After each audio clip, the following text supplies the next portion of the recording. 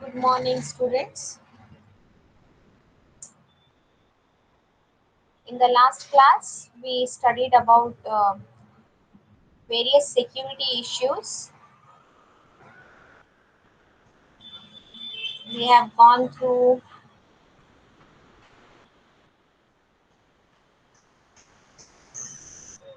what is security in cloud and whose responsibility is it to provide security in the cloud, and what is the significance of service level agreement uh, in in achieving security in the cloud, and what is a threat and what is vulnerability and what is a risk. We looked at the different types of threats and threats related to cloud security.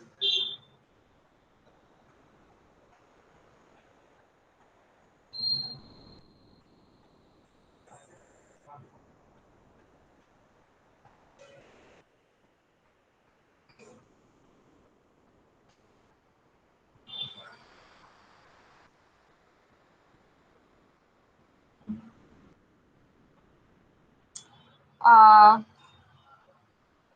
then threats to cloud security, followed by infrastructure security, which included host level security, network level security, application level security, PaaS, AS, and SaaS security, and we studied about the three fundamental principles of information security, including confidentiality, integrity, and availability.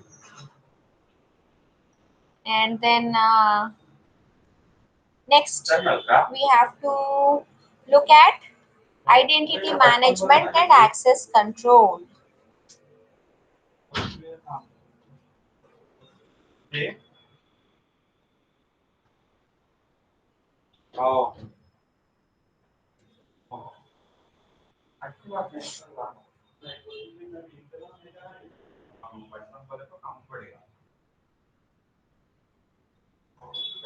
Identity management and access control is also referred as identification and access management, or IAM.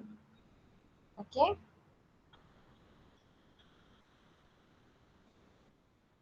and the primary functionality of IAM is to secure a computing system by um, identifying the user and also assessing his or her permissions or access rights. And the benefits of having IAM are, uh, it improves the system's operational efficiency through automation of user verification process. When uh, when a user says that I am so and so, say you are trying to log into Gmail. When you are trying to log into Gmail and you provide a username and you provide a password, what the system assumes that you are the authenticated user. Hello, ma'am. Yes. It's not clearly seen, ma'am. Words. It's like mobile view. Screen is Oh, like mobile view. why like that? Earlier it was not like this, no? No, ma'am. Previously, it's like it will be seen in full screen, but now it is like a mobile view. Okay, okay. Let me Small. see. Oh, let me check. 1 minute, Manish. Okay, ma'am.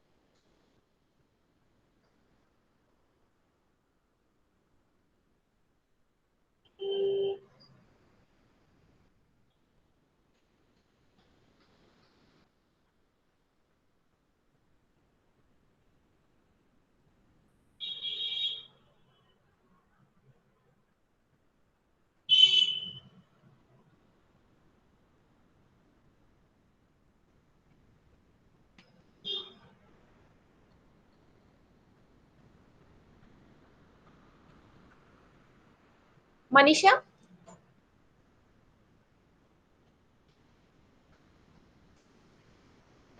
Yes, ma'am. how is it now? Same, ma'am. I sent one screenshot, ma'am. On See WhatsApp? how it is. Yes, ma'am.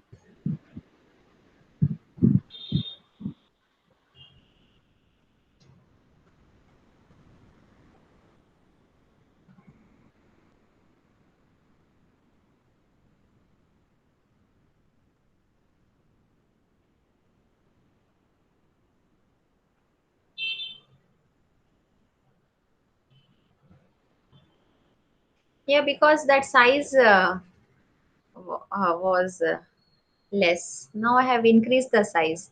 Now you take a screenshot and send me. Okay, ma'am.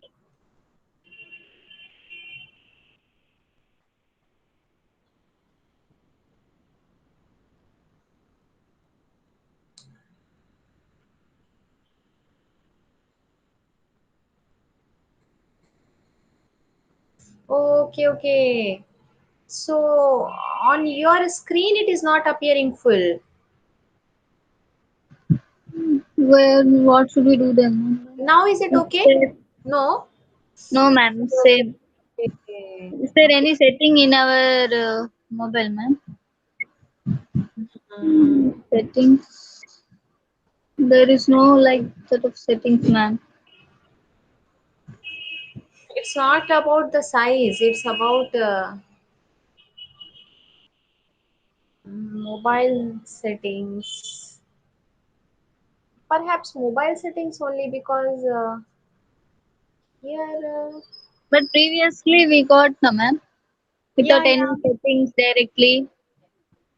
Yes. But now we again I installed, ma'am. Now Google Meet I uninstalled that previously. Mm-hmm. Now I installed that. Maybe this Okay. updated version. I think so. You say full screen in that. In Google Meet, you just select the option full screen.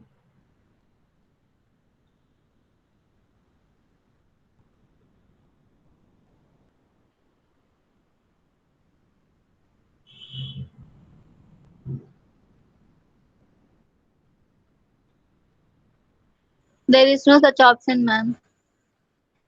Only sharing the screen is there and in call messages. Mm-hmm.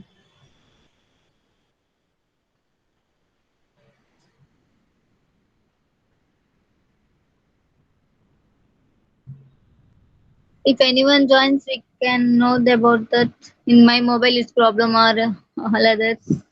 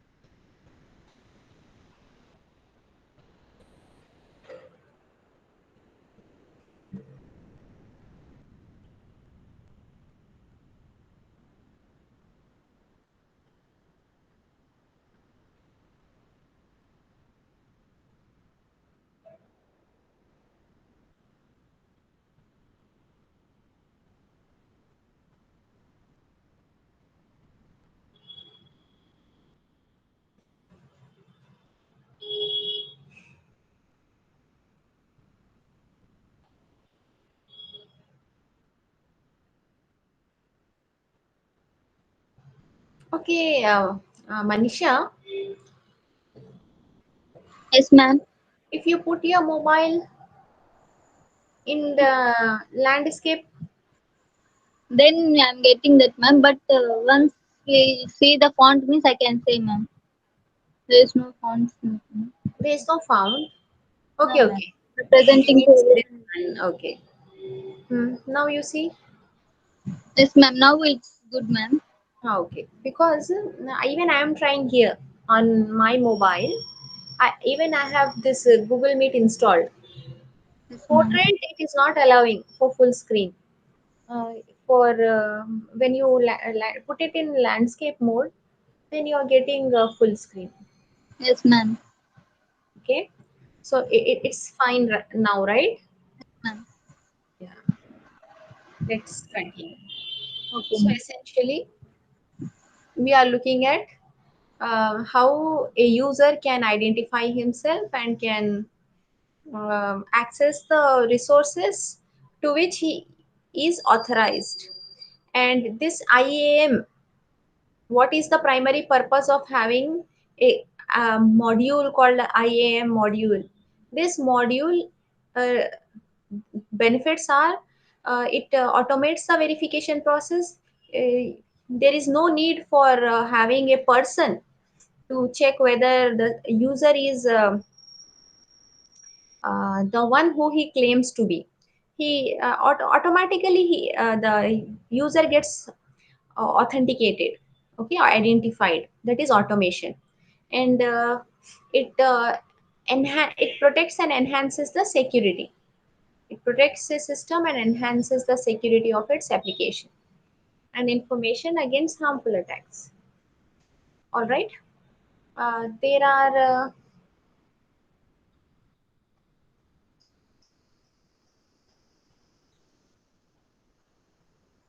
different activities under IAM processes. Okay. What are the activities that are performed under IAM? First one is identification management. This is uh, the way by which user identifies himself to the system. How does it? How it is done? As I was mentioning earlier, that using password, using username and password. When you enter a username, say Gmeet, once you enter the right password, it is assumed that you are the person with this account, because password is known only to the owners of passwords. Passwords are not revealed to others. Others will not know our passwords. So basically, generally, in case there is a breach of password, that is a different thing. But otherwise, when user enters the password, the user gets authenticated by the system through this identification management. Authentication management, the second activity is that the user is identified by the system and verified. Okay, verification of the user's identity. Once user state their identities, once user enters the password, say Gmeet, it appears in like this asterisk asterisk asterisk. Okay, so once user enters this password, system has to verify whether for this user this is the right password. That is verification, and it is also known as authentication. Third one is, this is first one, this is second one, this is third one. Authorization management. Authorization decides the user's level of access right. What do you mean by user's level of access right? Once a user has logged in the system, what are the resources that a user can access? If there is a file F1, if there is another file F2, and there is a user U1, U1 has logged in the system. This F1 and F2, user has permission to read write and execute F1, and perform only read operation on F2. For this user, these, this is the um, these are the permissions, these are the rights, access rights. So that is authorization management, deciding of which level um, user belong to. Access management is dealing with the execution of organizational policies. Organization has policy. For instance, there might be groups of users. Okay, user group 1, group 2, and how these groups are formed and which user belongs to which group, that is decided by the organizational policy. In a software company, consider that there are project managers, there are team managers, project leaders, team leaders, and you have developers, you have testers, you have programmers. And what organization can do is, based on their policy, can create groups and can assign the rights. That is access management. Fifth one is accountability. What do you mean by accountability? It is about non-denial of activities. Once you enter your username and your password, and you enter in the system, your mail system, and you send a mail.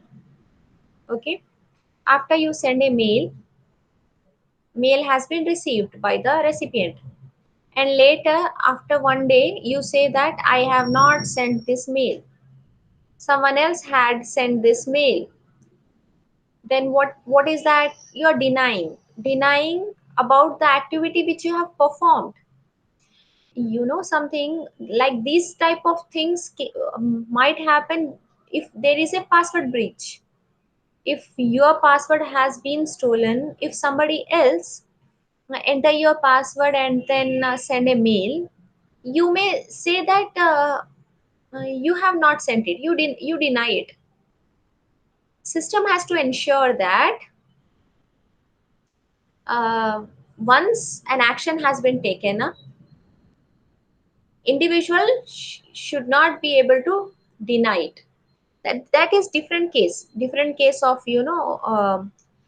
stolen of passwords and all. But mainly, um, when 99.9% of the time, it will be we who send the mail. So we should not be deny later. The system ensure that system will keep track of all our activities, maintains logs, and then ensure that there is a accountability for every operation performed. And then sixth one is monitoring and auditing. What do you mean by monitoring and auditing? Users can monitor, audit, and report. Monitor, for instance, I open this and see how many students have joined, and how many students are mic is on mute and not unmute, and video is on or off, like that I'm monitoring. And then audit, I am maintaining a record in which I am noting down how many students have attended, and what is the status, and then I can create a report of that. Like this, user can monitor, audit, and report compliance issues regarding access to resources. Regarding access to resources, who is accessing which resource at which time, and what is being done on that resource. All that is being recorded and reported based on the policies of the organization. So what is this? These are the activities, okay, supported by IAM, identification and access management. How is IAM implemented in cloud? So identity management and access control have got a high value in cloud computing. Why it has got a high value? If in case you are a cloud user, if the cloud system does not identify you properly and allow others to access your account and can use the resources, then it is not the cloud which is implementing security issues. uh, okay, so what has to be done? It is like, when a user, cloud user, access the cloud resources, the cloud must authenticate and verify the user, and checks whether user has the right to perform the particular operation or not. So that is all necessary in the cloud, and it has got a high value.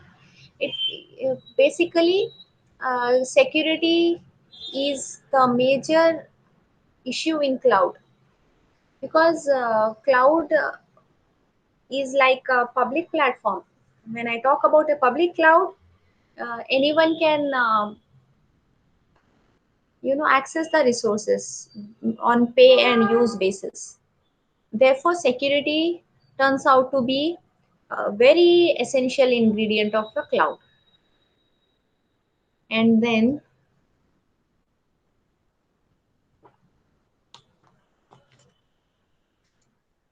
service providers have to implement this identity management and access control mechanisms. Service providers are those that provide cloud services to users. And also, it is necessary to have a network boundary of a consumer organization. Whatever is coming in out from the boundary, there is a network. This might be a network boundary. Whatever is getting in, whatever is going out, has to be monitored. And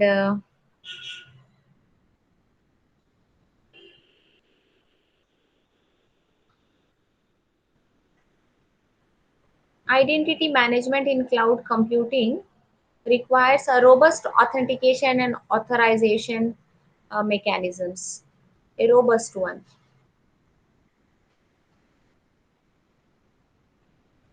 It is implemented at present using biometrics, smart cards, uh, access rights by authorized users, and preventing the resource access by unauthorized entities.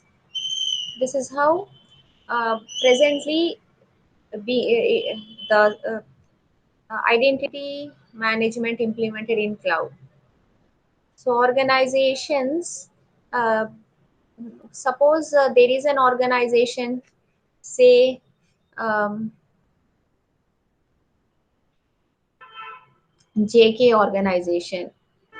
This JK organization would like to uh, avail the services of identity and access management, you know, by someone else, by the third party. Then that kind of service is known as identity management as a service. We have platform as a service, infrastructure as a service, software as a service. Likewise, you also have cloud identity management as a service. And there are a number of vendors that offer this service, including Simplified, Ping Identity, and others.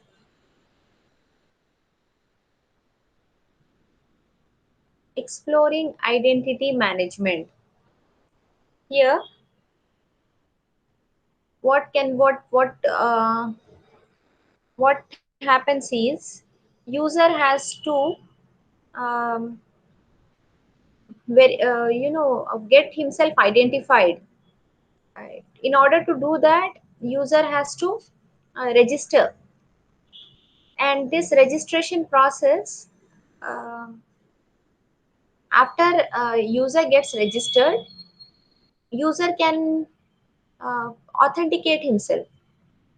In other words, user provides the username password, and then in case user is accessing multiple services, then user has to enter, if this is service 1, service 2, service 3, service 4, service 5, multiple services of the same cloud. If it is accessing, then he has to enter his credentials to access service 1, again enter to access service 2.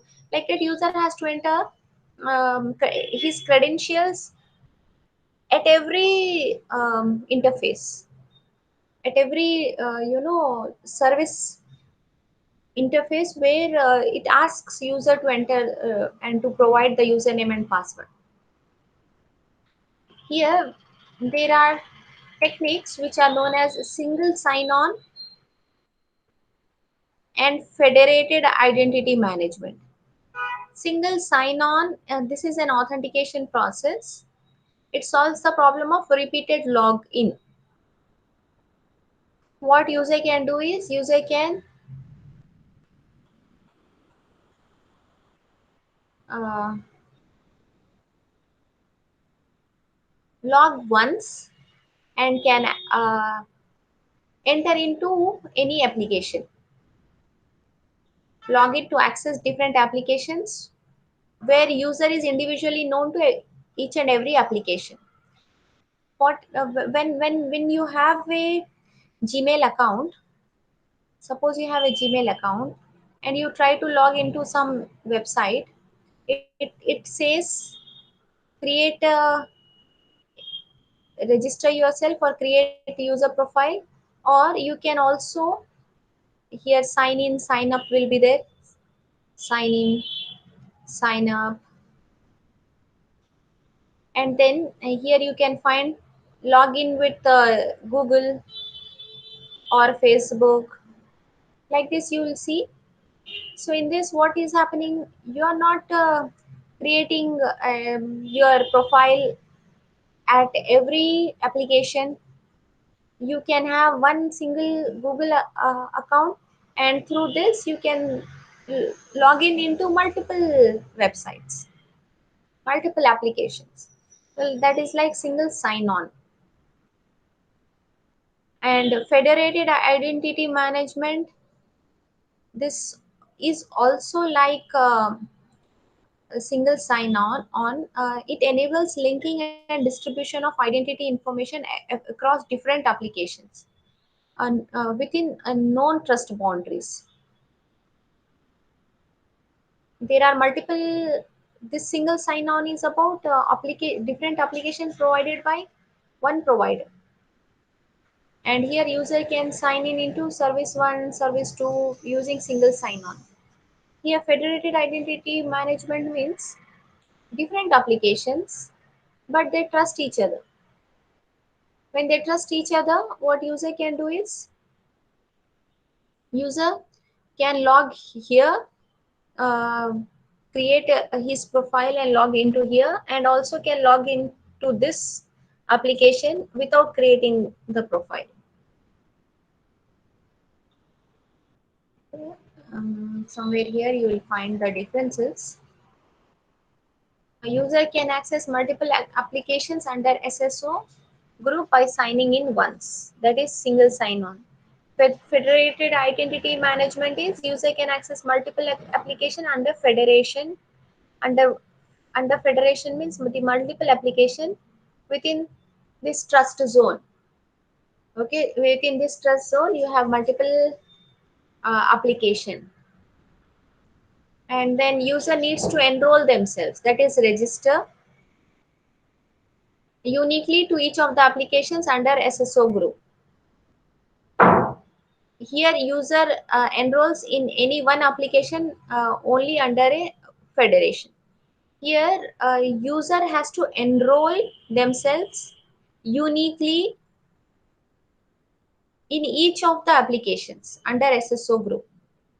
Under SSO group, user has to enroll, but then user can sign in by using the same credentials.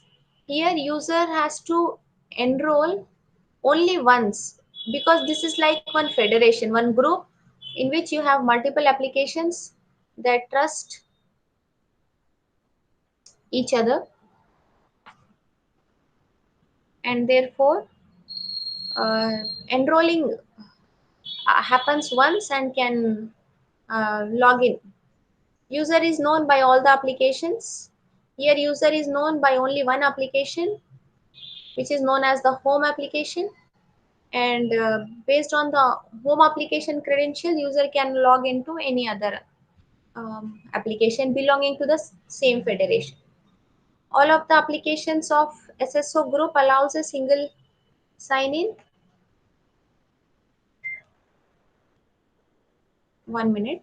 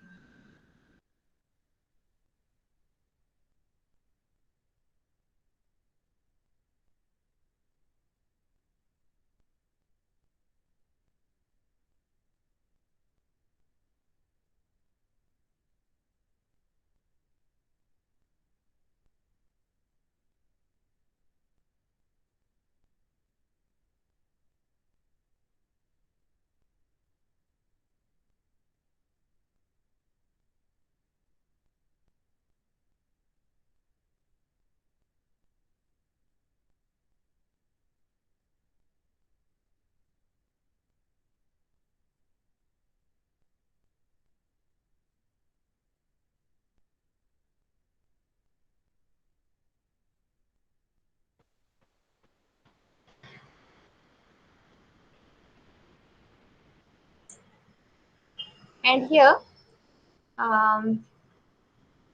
all the applications of SSO allows single sign-in. Here enterprise application under federation allows a single sign-on.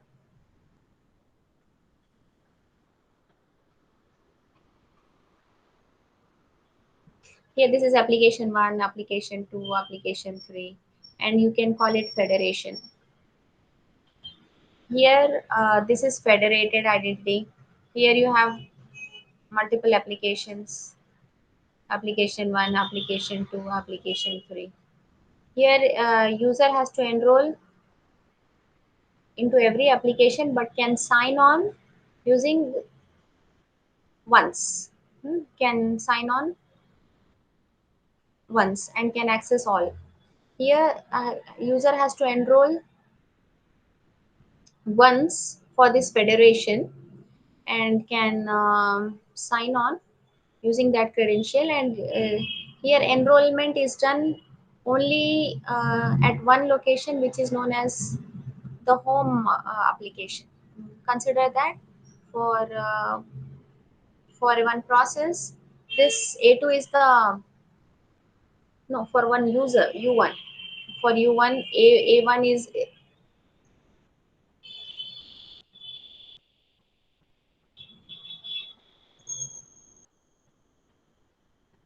for user 1 A2 is the home, user 2 A1 is the home. All right.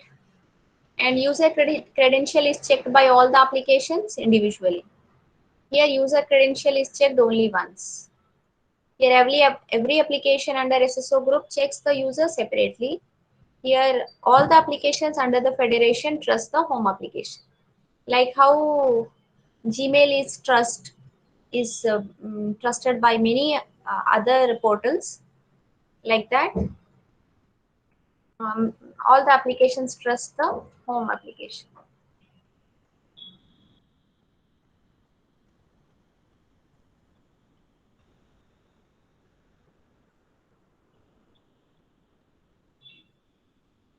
Exploring access control. Access control is primarily a procedure or policy that allows, disallows, or limit access of users to system. Access control, controlling the access. So it is inherently attached to the IAM because all users cannot be given access to all the resources, right? Some users, have permission to do some things, and some other users can do some other.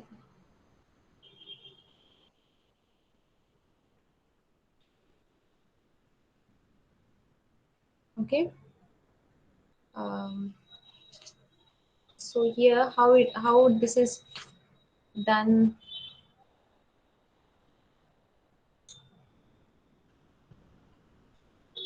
Resource access permission in cloud environment. We have public cloud, we have on-premises private cloud, this is off-premises private cloud, and this is community cloud. And as you move along this x-axis, as you move forward, you will realize that the access is more exclusive in the sense that only uh, few users can access. Here in public and community cloud, mm, essentially the resources are shared.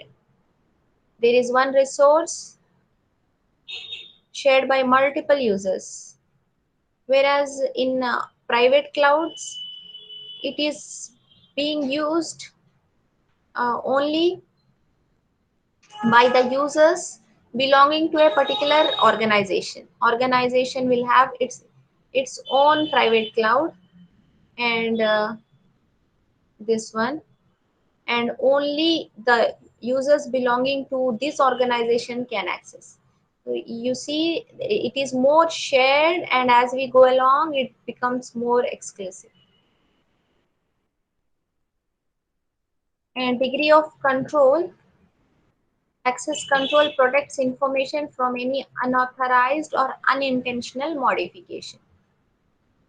Unauthorized or unintentional modification. So what happens is, if a user has permission, only then he can use it. And this is like, there is a degree of control. Some users can read, some users can write, some users can execute, some can do all the three, some can do only these two, some can do only this two, some can do this too. It's like, there are various levels, and there is a degree of access control must be proportionate with the value of the information being protected. What is the value? If there is any sensitive information has to be protected more, compared to the other information which is available to public. When the news which is put out on news portals is not something sensitive, whereas the documents of, let us take a college example, students question papers, marks, that might be something sensitive that might not to be revealed before the results are released. So that there is a degree of control. It depends on whether the information is public or it is very confidential and sensitive information. So if it is public, there is no control, essentially. And as you move up, there will be more control. Okay, and models for access control, we have mandatory access control model, we have discretionary access control, and non-discretionary access control. These are the access control models in practice, um, implemented at various organizations. Mandatory access controls, these are given by the central authority in an enterprise.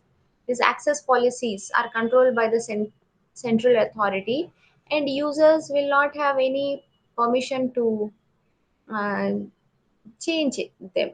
Only the admin can change them. That is mandatory access control.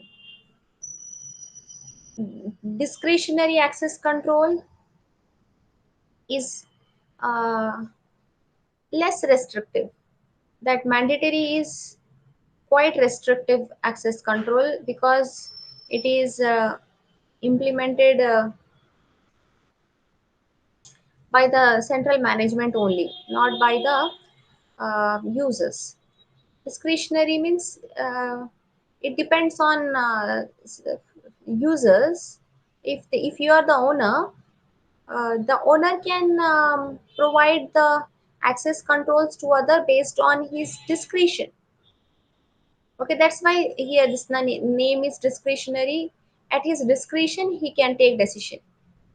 And then there is a access control list, and this is the list which is maintained for objects and their access permissions. And this is not so restrictive, and it is more open. And access policies are controlled by the owner of the object.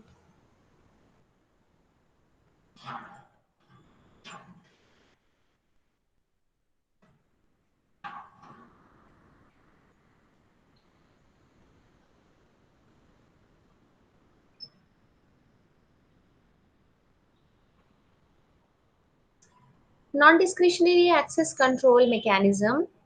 Here it is dependent on the user role.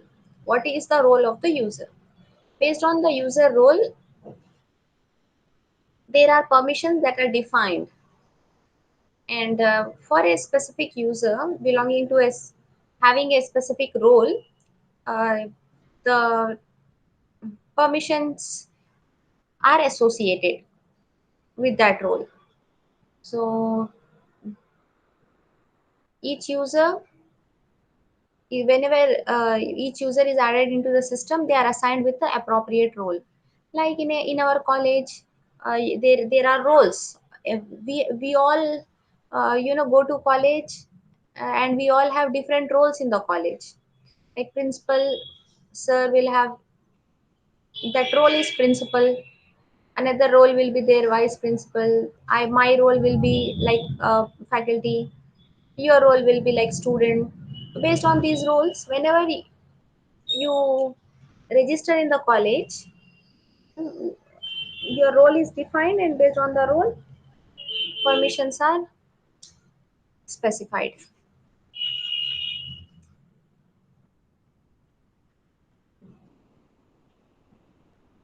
So roles are defined based on different job profiles, and these roles assign the access privileges.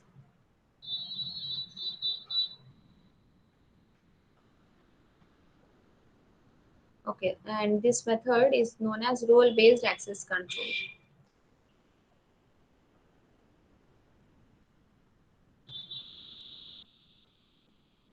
It is called non-discretionary because access permissions of objects do not depend on the discretion of individual owner of the objects.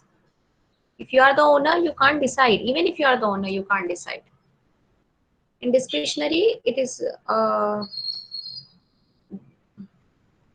dependent on the owner.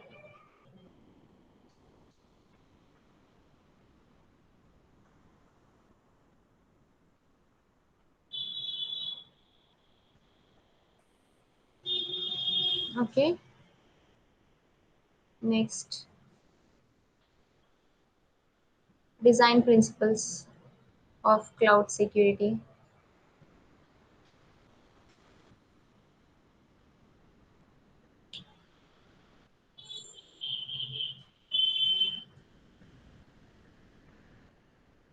Here you see that security is significant with respect to any software design, and it turns out to be more important with respect to cloud. And there is a need to balance between security and performance. If you have a more secure system performing slow, then also it is not acceptable. So there is a need to keep a balance. And whatever the fundamental principles are followed in any information system design, same thing applies to cloud computing as well.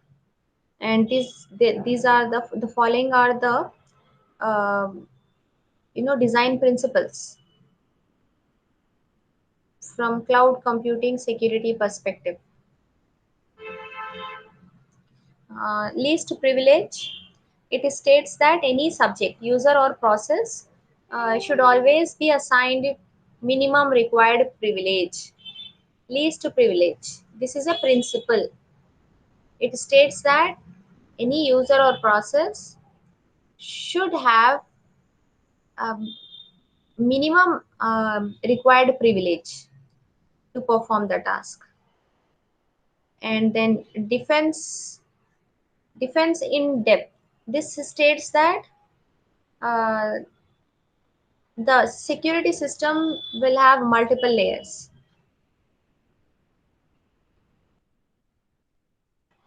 Fail safe principle states that a system should be safe of any security threat even if it crashes. Sometimes even if the system fails, its security should not be compromised. Economy of mechanism, it says that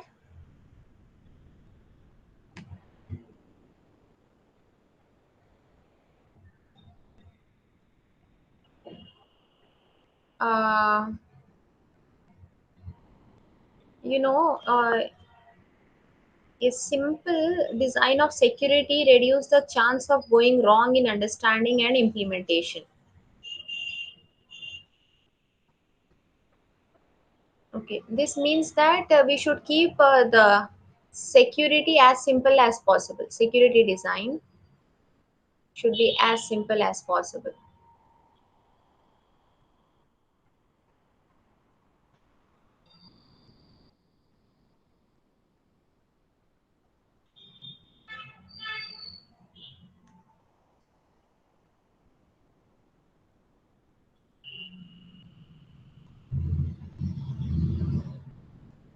That is known as economy of mechanism.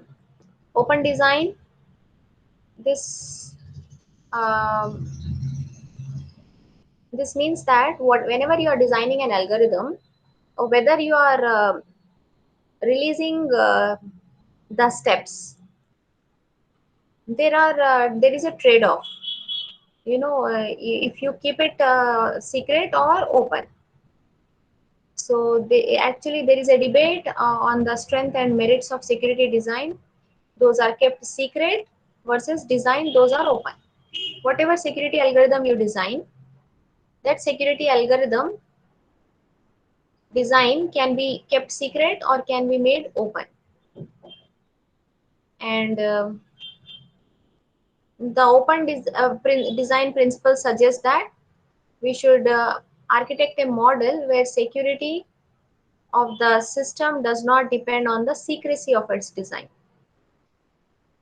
If the design is made available, then the security will be compromised. Apparently, uh, it should be independent of the design. That is open design. Complete mediation, it ensures that a rigorous checking of access control with every request is performed. And least common mechanism principle discourages the sharing of similar security mechanism among different components. Even though the security mechanisms are common, but they should not never be shared. That is least common mechanism. Then separation of privilege. The principle of separation of privilege suggests that single privilege must be broken among multiple independent subjects, so that more than one authorizations are required to perform an action. It should not be like once you enter in the system, you are allowed to do anything. You should have 1 minute.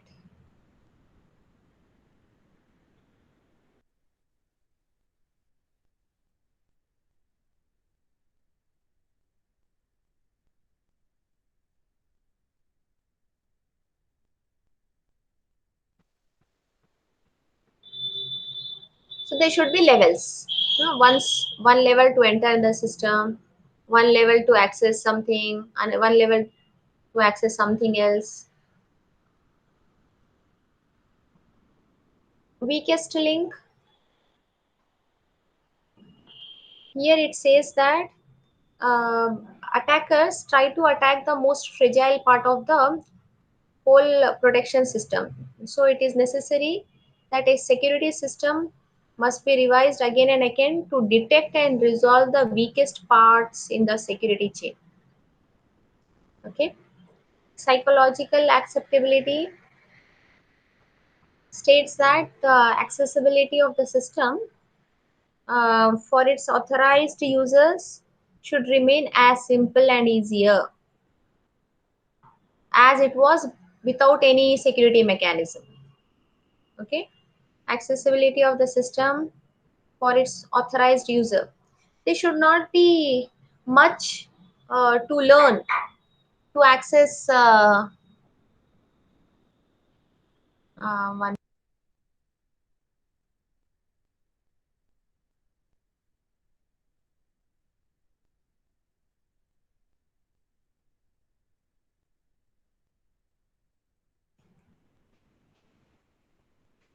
Class चल रही हाँ जी so what happens if it becomes tough, then users tend not to use it. That's why it should be as simple as possible.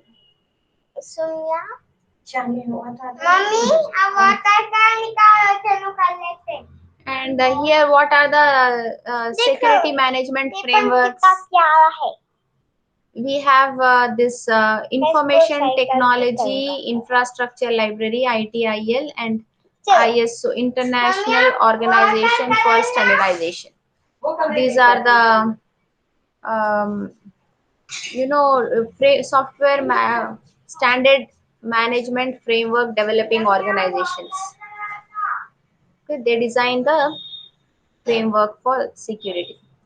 So this ITIL, this one is globally accepted as security guidelines for information technology service management, and it was introduced by CCTA of UK, and it provides guidelines for managing IT services, including cloud computing services. And ISO, we know that ISO, International Standard Organization, defines requirements for information security management system, and it was proposed by ISO and IEC. Okay. Security as a service.